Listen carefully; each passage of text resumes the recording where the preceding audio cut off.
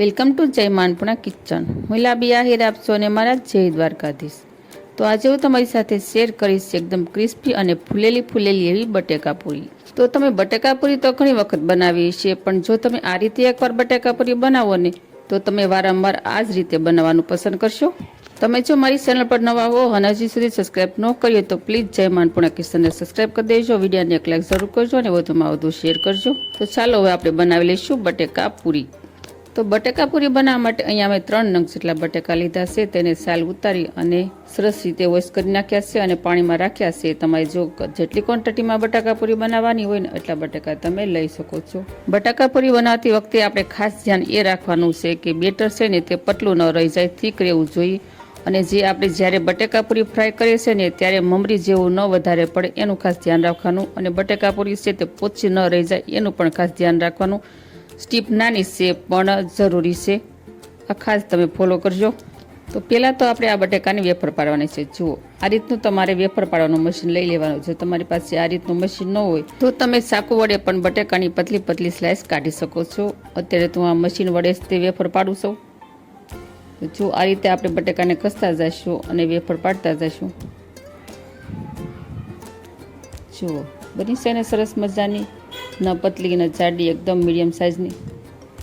તો આવી જ રીતે હું મશીન વડે બધા જ બટેકાની વેફર પાડી લઈશ.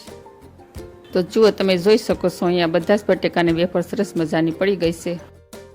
હવે આ વેફરને આપણે પાણીમાં એડ કરી દઈશું. અત્યારે તો આપણે પાણીમાં અને આમનામ જ બાઉલમાં રહેવા દેવાની છે. જુઓ, સરસ મજાની પડી છે ને.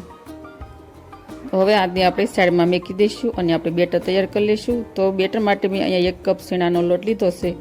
તેને આપણે એક સાણી લઈ અને સાળી લઈશું. લોટ ગમે તે હોય સાળવો જ જરૂરી છે.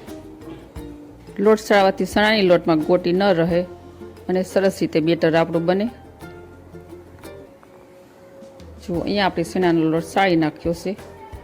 જુઓ, તમે જોઈ શકો છો. તો હવે આપણે મસાલા એડ કરી દઈશું. મસાલામાં પહેલાં તો આપણે મીઠું એડ કરી દઈશું. મીઠું આપણે સ્વાદ અનુસાર લેવાનું છે. અને ત્યારબાદ લઈ લઈશું 1 ચમચી ચીલી ફ્લેક્સ, 1 વાટકી છે લીલા ધાણા સમારેલા. ત્યારબાદ લઈ લઈશું 1 ચપટી સોડા, જે આપણે એને ખારો પણ કહીએ છીએ અને સોડા ખાર પણ કહેવાય. આની જગ્યાએ તમે ઈનો પણ લઈ શકો છો. આને આપણે 1 ચપટી જ લેવાનો છે, જાજો નથી લેવાનો, તે ખાસ ધ્યાન રાખવાનું. જાજો લેવો તો પૂરી પોચી પડી જશે. ત્યારબાદ આપણે સોડા ખાંડની ઉપર અડધામાંથી અડધું લીંબુ નીચોઈ નાખશું.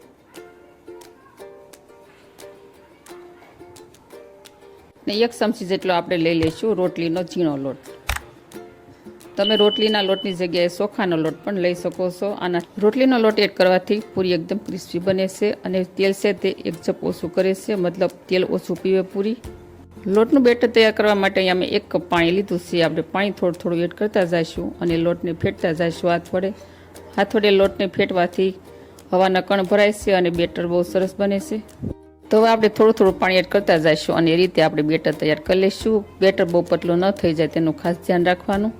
અને આપણે એક જ ડાયરેક્શનમાં આપણે બેટરને ફેટી લઈશું. જો વધારે પતલું થઈ જશે ને તો તેલમાં છે ને તે મમરી જેવું પડવા મળશે અને આપણી પૂરી છે તે એકદમ ફૂલશે નહીં અને સોડિયા જેવી થઈ જાય, મતલબ સવડ જેવી બનશે. જો આપણે આ રીતે બેટર તૈયાર કરવાનું છે, તમે જોઈ શકો છો. જુઓ, હાથ ઉપર લાગે ને એ રીતે. તો અહીંયા આપણું બેટર થઈ ગયું છે તૈયાર. બેટરને તૈયાર કરવા માટે અહીંયા મારે 1/4 કપ પાણીની જરૂર પડી છે. તો હવે આપણે ત્યારે બેટરને સાઈડમાં મૂકી દઈશું અને કોટનનો કિચન નેપકિન લઈ લઈશું આપણે. આની ઉપર આપણે જે બટેકાની વેફર પાડી હતી ને પૂરી માટે, તેને આપણે સૂકવી લઈશું. અહીંયા આપણે કિચન નેપકિન પાથરી દીધું સિવાય આપણે વેફરને છૂટી પાથરી દઈશું, જેથી પાણી છે ને વેફરમાં એકદમ સરસ થઈ જાય. નેપકિન પાણી સૂંઘી લે અને આપણી પૂરી છે ને તે એકદમ પોચી ન થઈ જાય. તો તમે આ પ્રોસેસ પણ જરૂર કરજો. જો અહીંયા આપણે બધી પૂરી આ રીતે સૂકી દીધી છે. હવે આને આપણે 2 મિનિટ સુધી આમનામ નેપકિનમાં રહેવા દઈશું. આ રીતે કોઈ થઈ જાય ત્યારબાદ આપણે તેને ફ્રાય કરવાની છે. તો બટેકા પૂરી ફ્રાય કરવા માટે અહીંયા અમે તેલ પહેલેથી જ ગરમ થવા માટે રાખેલું હતું. હવે તેને આપણે ટેમ્પરેચર ચેક કરી લઈશું. જુઓ, થોડું બેટર એડ કરું છું તો તરત જ ઉપર બેટર આવી જાય છે, મતલબ આપણું તેલ છે તે પરફેક્ટલી ગરમ થઈ ગયું છે. હવે આપણે પૂરીને બેટરમાં બોતા જઈશું અને એ રીતે આપણે તેલમાં ફ્રાય કરી લઈશું. જો આ રીતે બેટરને આપણે તેલમાં એડ કર્યા બાદ ગેસની આંચ છે ને તે ધીમી કરી નાખવાની છે અને પૂરી તેલમાં એડ કરી દીધા બાદ જ આપણે ગેસની ફ્લેમ ફૂલ કરીશું. તો ફ્રેન્ડ, તમે આ રીતે બટેકા પૂરી ઘરે એકવાર જરૂર ટ્રાય કરજો અને મારી આજની આ રેસીપી તમને કેવી લાગી તે મને કમેન્ટ કરી જરૂર કહેજો. હવે આપણે જેમ જેમ પૂરી ફૂલતી જશે એમ આપણે પલટાવતા જઈશું પૂરીને. જુઓ, અહીંયા મસ્ત મજાની બધી ફૂલેલી પૂરી થઈ જશે ને. હવે આપણે આ પૂરીને આપણે થોડી આછી બદામી રંગની થાય ને ત્યાં સુધી તેને ફ્રાય થવા દઈશું અને ત્યારબાદ આપણે તેલમાંથી બહાર કાઢી લઈશું. ઝારા વડે નિતારી લઈશું અને કોઈ પણ ટીશ્યુ પેપરમાં અથવા તો પેપરની પસ્તી ઉપર આપણે તેને મૂકી દઈશું, જેથી એક્સ્ટ્રા તેલ હોય ને તે એકજપ થઈ જાય. હવે આપણે આ રીતે બધી જ પૂરીને ફ્રાય કરી લઈશું.